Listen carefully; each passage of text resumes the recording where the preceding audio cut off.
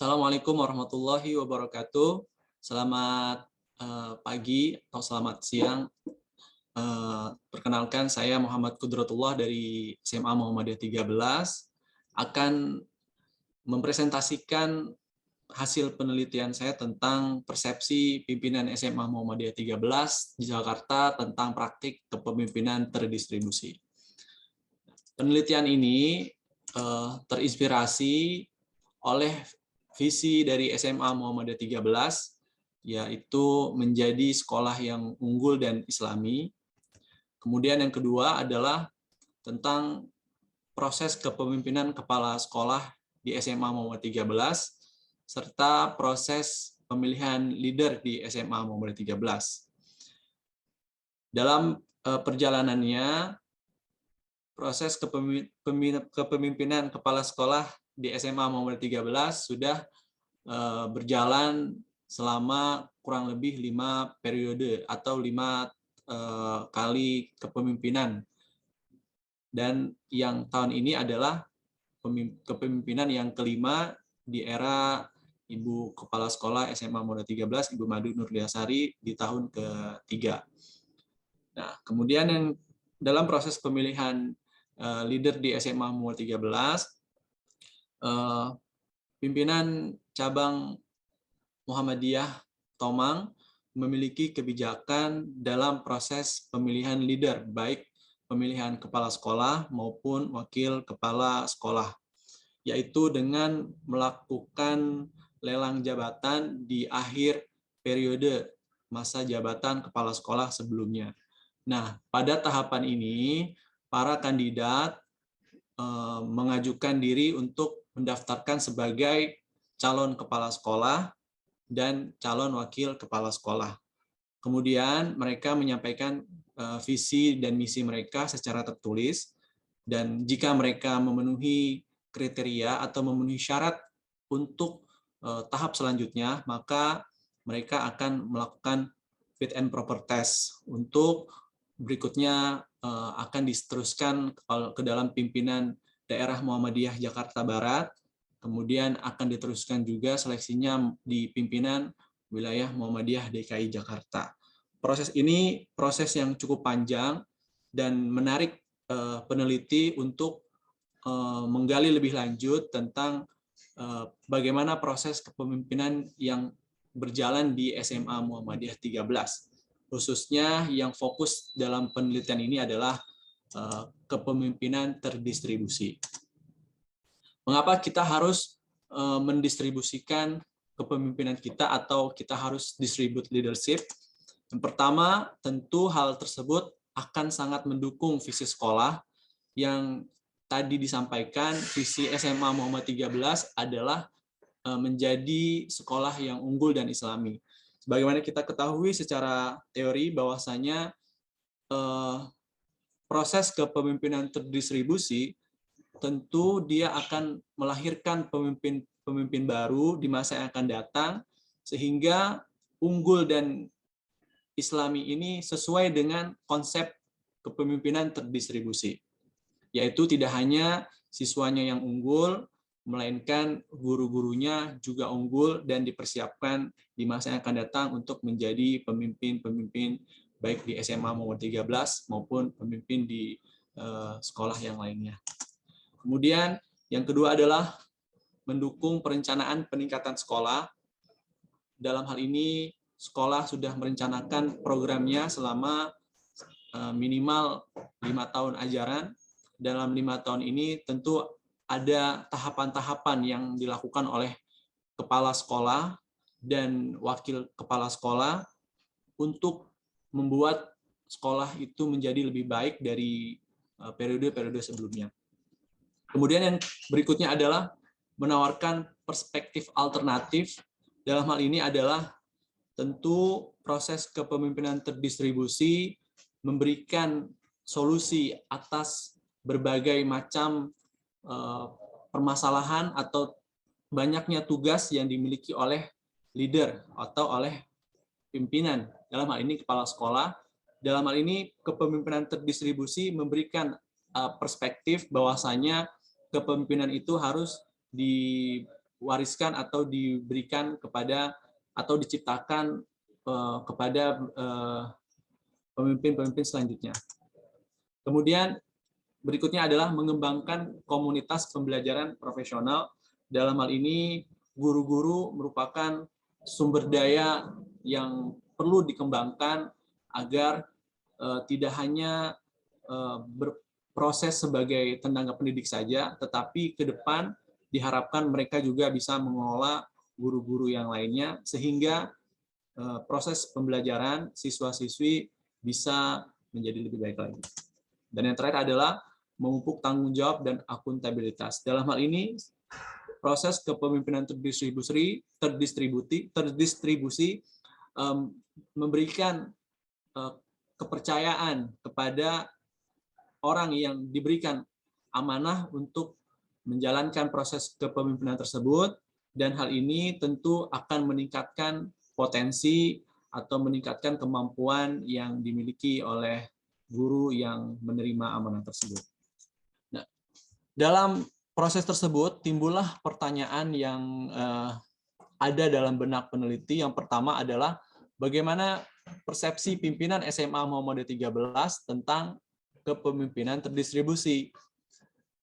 Sebagaimana yang telah digambarkan pada slide sebelumnya, kita telah melihat bersama bahwasanya proses-proses tersebut merupakan gambaran dari persepsi yang dipahami oleh pimpinan SMA Muhammadiyah 13. Kemudian yang kedua adalah bagaimana proses kepemimpinan terdistribusi di SMA Muhammadiyah 13. Ada kalanya ketika persepsi itu ketika seseorang memiliki persepsi, kemungkinan besar bisa saja prosesnya tidak sesuai dengan apa yang dia pahami.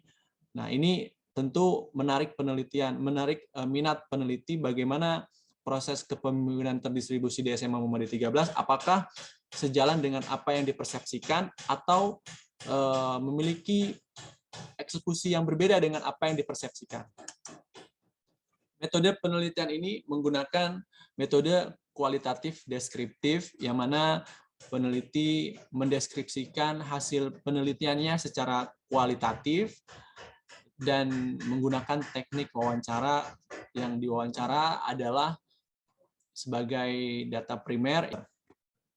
Dan dalam pemilihan narasumber ini telah ditetapkan sebagaimana posisi yang diemban oleh masing-masing narasumber, yaitu mereka menempati posisi sebagai pimpinan atau dalam hal ini adalah leader di tiap-tiap pos kerjanya masing-masing. Dalam teknik wawancara ada beberapa pertanyaan-pertanyaan. Yang pertanyaan ini didasari oleh teori yang dibaca oleh peneliti tentang distributive leadership. Pertanyaan ini dipilih untuk menggali seberapa dalam persepsi atau seberapa dalam pengetahuan dan proses menjalankan penelitian, menjalankan kepemimpinan terdistribusi di SMA Muhammadiyah 13. Bagaimana kita bisa saksikan bersama dalam poin pertama dan poin kedua,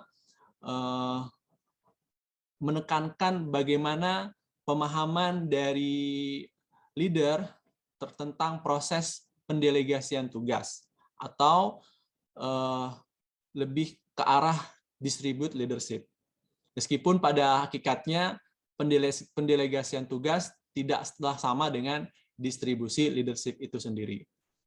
Kemudian di poin 3 dan poin 4 serta poin 5 itu peneliti memberikan pertanyaan yang sifatnya mendorong narasumber untuk menjawab bagaimana proses-proses yang dilaksanakan dalam kepemimpinan terdistribusi. Dan untuk poin nomor 6, 7 hingga akhir, ini adalah hasil atau strategi yang digunakan oleh leader atau oleh pimpinan dalam menindaklanjuti hasil dari proses kepemimpinan terdistribusi yang sudah mereka jalani. Dalam hasil penelitian ini, peneliti sudah melakukan beberapa atau sudah memberikan beberapa pertanyaan. Dalam slide sebelumnya sudah ditampilkan contoh pertanyaan-pertanyaannya, dan dalam penelitian ini ternyata setiap pimpinan di SMA nomor 13 memiliki pemahaman yang berbeda-beda tentang apa itu distributive leadership atau kepemimpinan terdistribusi.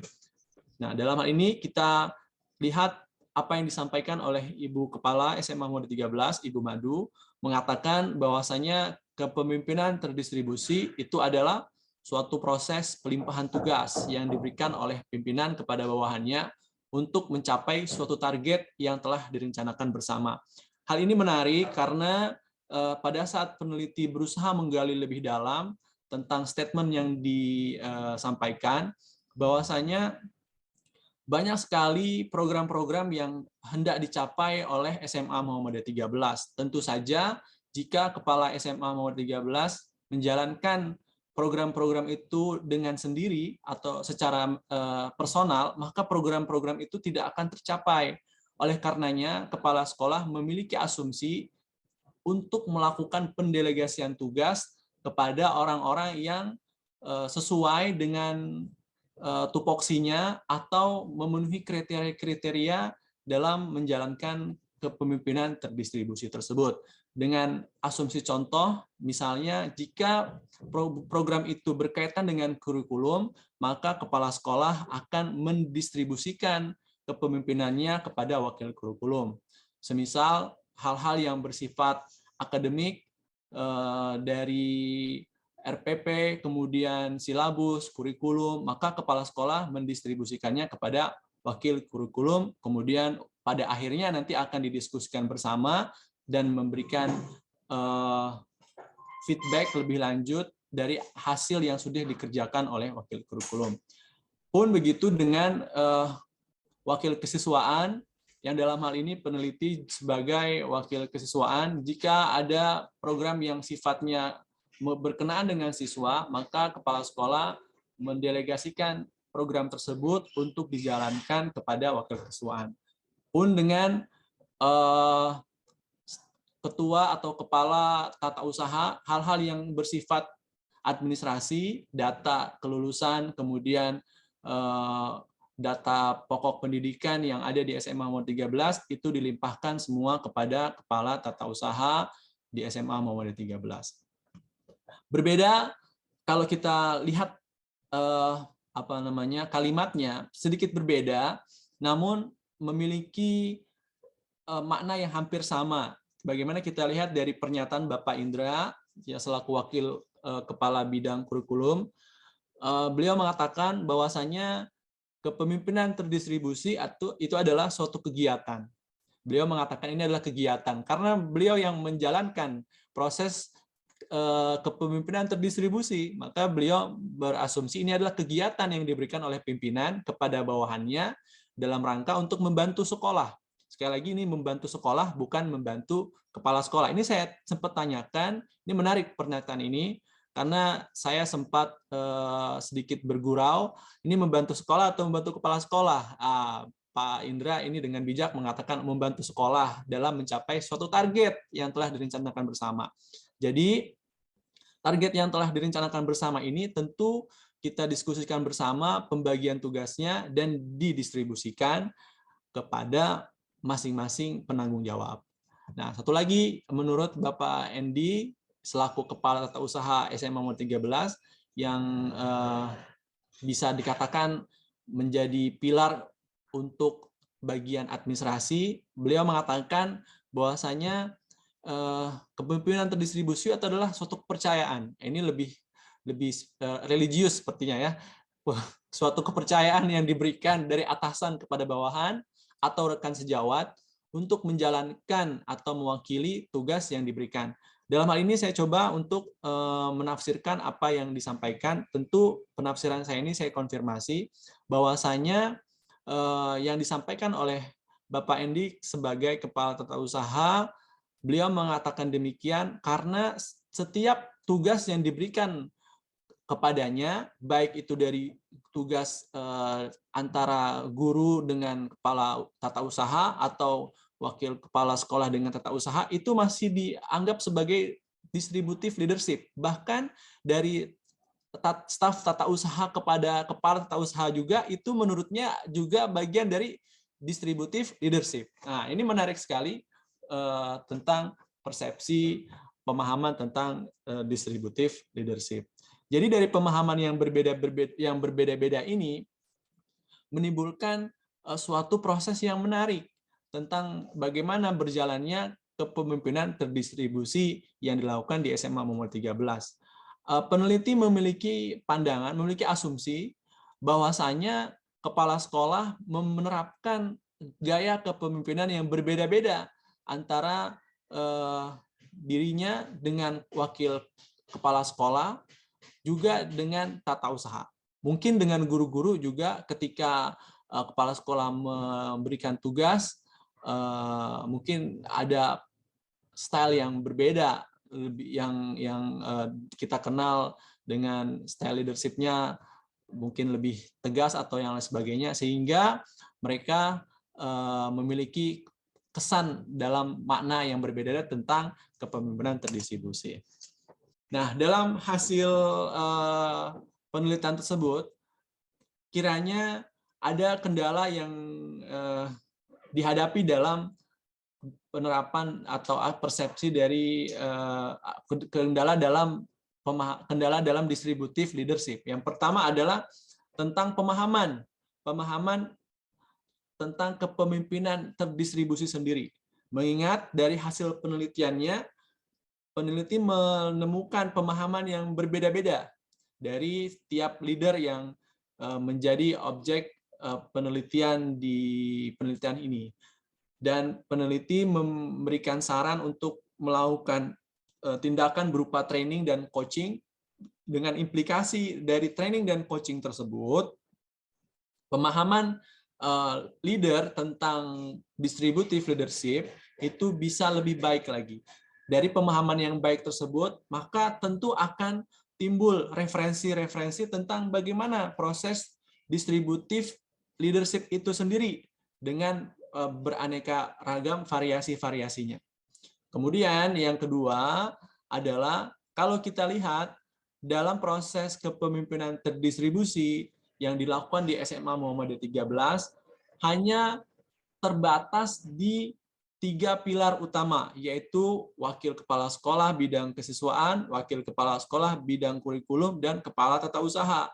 Dan hal ini perlu kepala sekolah menggali lebih lanjut lagi persepsi para pimpinan tentang kemampuan guru. Jadi peneliti menganggap bahwasanya sekolah perlu untuk mencari tahu apa saja yang dikuasai atau talent apa saja yang dimiliki oleh guru selain mengajar tentunya, sehingga mereka bisa mengembangkan potensi mereka.